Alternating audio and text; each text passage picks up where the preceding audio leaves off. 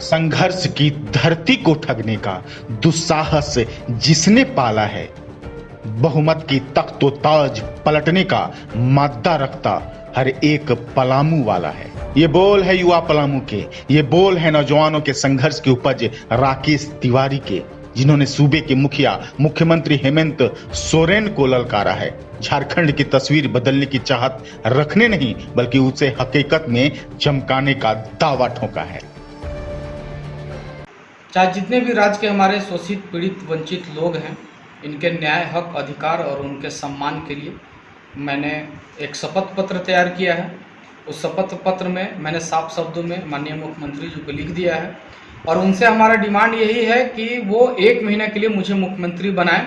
मैं झारखंड राज्य में नए प्लान के तहत कैसे रोजगार दिया जाता है, कैसे अनुबंध कर्मचारियों को अस्थायी किया जाता है, किस तरह से स्वास्थ्य सेक्टर में एक नया बदलाव के साथ काम किया जाता है और गांव से अगर भ्रष्टाचार हट जाएगा तो समझिए कि राज्य में भ्रष्टाचार हट जाएगा। डाल्टनगंज विधानसभा प्रत्याशी राकेश तिवारी ने सीएम सोरेन को दिया चैलेंज कोई मीडिया में थोती दलील के रूप में पेश नहीं की है, बल्कि कायदे से कोर्ट में शपथ पत्र दायर कर घोषणा की है कि वो 4.5 लाख घरों तक रोजगार उपलब्ध कराने का मादा रखते हैं। गांव के जितने भी समाज सेवी और जो भी जिस लेवल पे जिस पद पे पत्रकार हैं उनको प्रोत्साहन राशि देने के लिए हमने शपथ पत्र में लिखा है। जितने भी अनुबंध कर्मी हैं, चाहे वो आउटसोर्सिंग के माध्यम से काम कर रहे हों, चाहे वो स्वयंसेवक हों, रोजगार सेवक हों, पारा शिक्षक हों, एएनएम हो, बहुत तरह के हैं जो कि काम कर रहे हैं। कोई स्वास्थ्य सेक्टर में काम कर रहा है, कोई बिजली विभाग में काम कर रहा है। तरह तरह के लोग हैं जो कॉन्ट्रैक्ट बेसिस पे काम कर रहे हैं, आउटसोर्सिंग के माध्यम से भी काम कर रहे हैं। उनके लिए भी हमने प्लान तैयार किया है और साफ शब्दों में हमने रोजगार के लिए 4.5 लाख घरों को रोजगार देने का वादा किया है। उसमें हमने शपथ पत्र में साफ शब्दों में हमने लिख दिया है कि लगभग एक पंचायत में 100 घरों को रोजगार कैसे दिया जाएगा। इस प्लान के तहत हमने लिखा है।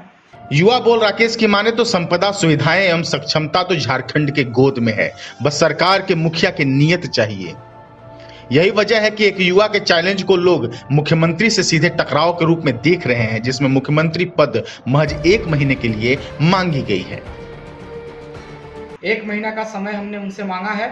उनसे उनका मान सम्मान बढ़ेगा ही, उनका मान सम्मान घटेगा नहीं, क्योंकि उनका राज्य का एक युवा इस तरह से काम करने वाला, इस तरह से प्लान कर रहा है, तो कहीं ना कहीं उनका मान सम्मान बढ़ेगा, उनका मान सम्मान घटने वाला नहीं है। विकास को नई दिशा देने की चाहत लिए राजनीति में आधारहीन कदम रखने वाला युवा सिस्टम के बिगड़े तामझाम को दुरुस्त करने का आधार दे रहा है।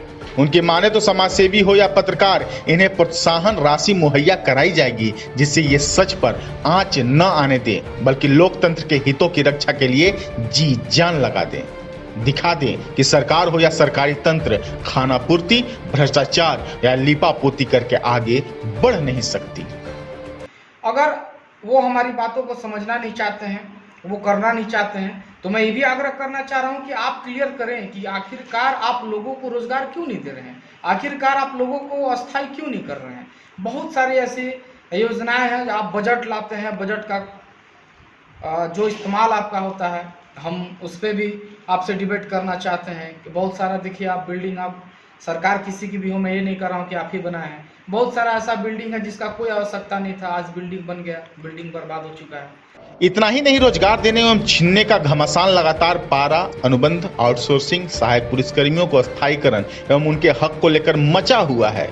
ऐसे में सभी युवाओं को अस्थायी करने का दावा शपथ पत्र में ठोक राकेश ने सरकारीकरण को भी बड़ी चुनौती दे दी है। जता दिया है बजट बनाने से ही नहीं बल्कि ईमानदार नजरिया, अथक प्रयास एवं सही सोच के बदौलत धरातल पर विकास को उतारा जा सकता है, विकास के पहिए को सरपट दौड़ाया जा सकता है, विकास की धारा बहाई जा सकती है। हमारे गांव के जितने भी समाज सेवी और जो भी जिस लेवल पे जिस पद पे पत्रकार हैं उनको प्रोत्साहन राशि देने के लिए हमने शपथ पत्र में लिखा है। जितने भी अनुबंध कर्मी हैं, चाहे वो आउटसोर्सिंग के माध्यम से काम कर रहे हों, चाहे वो स्वयंसेवक हों, रोजगार सेवक हों, पारा शिक्षक हों, एएनएम हो, बहुत तरह के हैं जो कि काम कर रहे हैं। कोई स्वास्थ्य सेक्टर में काम कर रहा है, कोई बिजली विभाग में काम कर रहा है। तरह तरह के लोग हैं जो कॉन्ट्रैक्ट बेसिस पे काम कर रहे हैं, आउटसोर्सिंग के माध्यम से भी काम कर रहे हैं। उनके लिए भी हमने प्लान तैयार किया है। और साफ शब्दों में हमने रोजगार के लिए 4.5 लाख घरों को रोजगार देने का वादा किया है। उसमें हमने शपथ पत्र में साफ शब्दों में हमने लिख दिया है। युवा पलामू के प्रणेता, पलामू में व्याप्त भ्रष्टाचार पर मुखर वक्ता एवं महिलाओं का बेटा बनकर राकेश तिवारी ने जो अब तक पलामू की धरा पर खुद को साबित किया है, वो बताने के लिए काफी है कि जब भी युवाओं महिलाओं की समस्या सामने आती है, सिस्टम को राकेश से टकराना पड़ता है। ऐसे में नायक फिल्म की तरह कमाल करने पर आमदा राकेश की ये चुनौती मुख्यमंत्री के लिए भले ही मजाकिया हो, परंतु सही मायने में उनके कार्यकाल की बड़ी परीक्षा भी बन जाएगी। उस शपथ पत्र में मैंने साफ शब्दों में माननीय मुख्यमंत्री जी को लिख दिया है और उनसे हमारा डिमांड यही है कि वो 1 महीने के लिए मुझे मुख्यमंत्री बनाएं। मैं झारखंड राज्य में नए प्लान के तहत कैसे रोजगार दिया जाता है, कैसे अनुबंध कर्मचारियों को अस्थायी किया जाता है, किस तरह से स्वास्थ्य सेक्टर में एक नया बदलाव के साथ काम किया जाता है और गांव से अगर भ्रष्टाचार हट जाएगा तो समझिए कि राज्य में भ्रष्टाचार हट जाएगा। हालांकि राकेश के शपथ हो या शब्द, एक झारखंडी युवा के दर्द दिल से निकली आवाज है, जिसे नजरअंदाज करना सरकार के रवैये के खिलाफ बड़ा आंदोलन खड़ा कर सकता है।